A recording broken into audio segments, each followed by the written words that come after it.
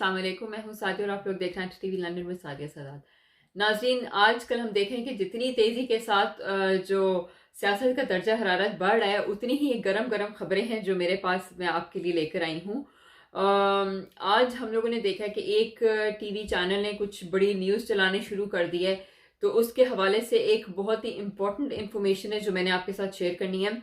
और फिर अभी की एक ताज़ा खबर ये भी है कि जो आसिफ अली जरदारी का फ़ोन आया है इसहाक डार साहब को, और उन्होंने क्या कहा है और क्या बातें हुई हैं वो भी मैं आपको इस वीडियो के अंदर अपने बताऊंगी। और जो एक और अहम जो खबर है जो मैं आपसे शेयर करना चाहती हूँ कि आखिर अब नवाज शरीफ कौन सा ट्रिप का पत्ता खेलने जा रहे हैं, कि जो हम लोग देखेंगे कि सियासत का जो मैदान है वो बिल्कुल ही उसकी बिसात ही पलट जाएगी। और उसके बारे में मैं आपको थोड़ी इन्फॉर्मेशन दूंगी अपनी इस वीडियो के अंदर। बट मेरी आपसे रिक्वेस्ट है कि आप मेरे चैनल को लाइक करें, शेयर करें और सब्सक्राइब करें। जैसे कि मैंने आपको बताया कि आज जो सबसे अहम खबर है जिसके बारे में मैं आपको कुछ इन्फॉर्मेशन है जो शेयर करना ज़रूरी समझती हूँ। जो आज की खबर गर्दिश कर रही है एक टीवी चैनल के अंदर, और कुछ एंकर्स हजरात हैं जिन्होंने ये बात शुरू की है मुस्लिम लीगी रहनुमाओं के हवाले से, कि उनकी कुछ मीटिंग हो रही थी, जूम की मीटिंग थी और वो वीडियो लीक हो गई है। तो ये सब एक प्रोपोगेंडा किया जा रहा है, और ये प्रोपोगेंडा इसलिए किया जा रहा है कि किसी तरीके से जो पीपल्स पार्टी पे एकदम लोगों ने कहना शुरू कर दिया कि ये देखेंगे, तो पहले बातें कर रहे थे जमहूरियत की और जमहूरी सिस्टम को बचाने की, तो अचानक अब इनको इक़्तिदार की हवस इनके ऊपर इतनी हावी हो गई है कि इन्होंने पीडीएम से इस तरह की बात कर दी और बिलो द बेल्ट जाके इस तरह की बातें हो गई, जिसके अंदर उन्होंने कहा कि वो आए और फिर इस्तीफे दें, वो खुद अपनी आके जमात को लीड करें, फिर हम इस्तीफे देंगे।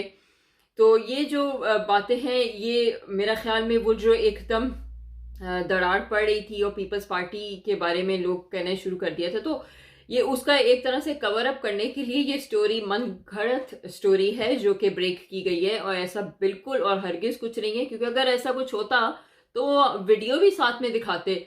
जब इतनी हम लोग पीछे देख रहे थे कि सेनेट के इलेक्शन के हवाले से कुछ जो भी वीडियोस थी वो सामने आई, और वो हम लोगों ने टीवी पे भी देखी, उससे पहले जो भी लेन देन की भी चीजें थी तो सामने आई। तो अगर इतनी ही ये बात सच्ची है तो वो क्यों नहीं वीडियो रिलीज करते, और वीडियो ना रिलीज करना इस बात का सबूत देता है कि ये एक सिर्फ मन घड़त स्टोरी है और एक प्रोपोगेंडा है। ऐसा हरगिज हरगिज कोई बात नहीं है कि उन्होंने पीपल्स पार्टी के खिलाफ कुछ बात कर रहे थे या कुछ इस तरह की साजिशों में मुलविस थे, और ये कि इन दोनों के अंदर दरारें पड़ गई हैं। हाँ, जरदारी साहब ने फ़ोन ज़रूर किया था इसहाक डार साहब को उस इजलास के बाद जो पीडीएम का भी हुआ है, लेकिन उसके अंदर उन्होंने अपनी पोजीशन क्लियर की और उन्होंने काइंड ऑफ लाइक माजरत वाला रवैया था उनका, कि जो कुछ भी उनसे हो गया या कह दिया उन्होंने। लेकिन ऐसी कोई चीज़ नहीं है कि जो पीडीएम के अंदर दरारें पड़ गई हैं या वो टूट गए हैं।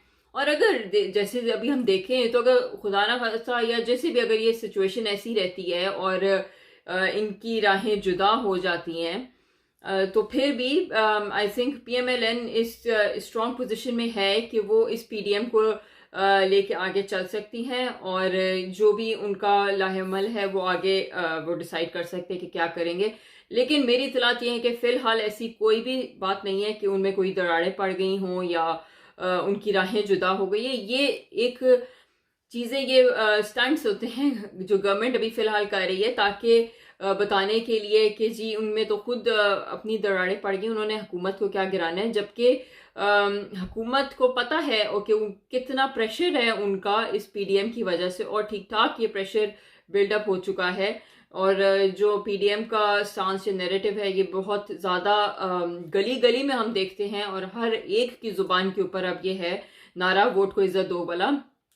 तो ये थी कुछ अहम खबर जो मैं आपको बताना चाहती हूँ, क्योंकि ये एक प्रोपोगेंडा किया जा रहा है और इसको करवाया जा रहा है। और अब ये कौन है, कौन इसके पीछे है, ये तो हम थोड़ा बहुत समझ ही सकते हैं, जिन्होंने इस हुकूमत को चलाने के लिए अनथक कोशिशें की हैं, और वही इस तरह की आई थिंक कुछ प्रोपोगेंडा चला रहे हैं। अच्छा, तो ये थी ये जो इस सारे फेक कॉल की बात। अब हम बात करते हैं कि नवाज शरीफ साहब कौन सा ट्रिप का पत्ता खेलने जा रहे हैं। तो मेरी इतलात ये हैं कि जल्द ही मियां नवाज शरीफ साहब जो हैं वो रमज़ान से पहले पहले एक बहुत बड़ी न्यूज़ ब्रेक करने लगे हैं और एक बहुत बड़ा इंटरव्यू देने जा रहे हैं किसी एक इंटरनेशनल मीडिया के ऊपर और अपना स्टांस वो क्लियर करना चाह रहे हो, बताना चाह रहे हैं। और कुछ वीडियोस भी हैं जो वो शेयर करेंगे और उस वीडियोस के शेयर हो जाने के बाद क्या होने वाला है और किस तरीके से ये जो हमारी जो सियासत की एकदम बसात हम देखेंगे कि पलट भी सकती है। बट खैर अब क्या होगा वो और उसके किस तरीके के नताइज निकलेंगे ये तो आने वाला वक्त ही में बताएगा। लेकिन वो खबर और वो जो न्यूज़ है उनके पास वो काफ़ी बड़ी है और जो कि वो एक इंटरनेशनल मीडिया ढूंढ रहे हैं जिसको वो प्लेटफॉर्म एक अच्छा मिल जाए स्ट्रॉन्ग, जिसके ऊपर वो जाके तो अपनी चीज़ें दिखा सकें और बता सकें। अच्छा, और पीटीआई का जो हम लोगों को थोड़ा बहुत लगता है कि स्टांस जो पीपल्स पार्टी के लिए उनका झुकाव है या पीपल्स पार्टी का भी अगर उनकी तरफ है तो वो मे भी कुछ ऐसे कवानीन हैं जिनको पास कराना उनके लिए बहुत ज़रूरी है।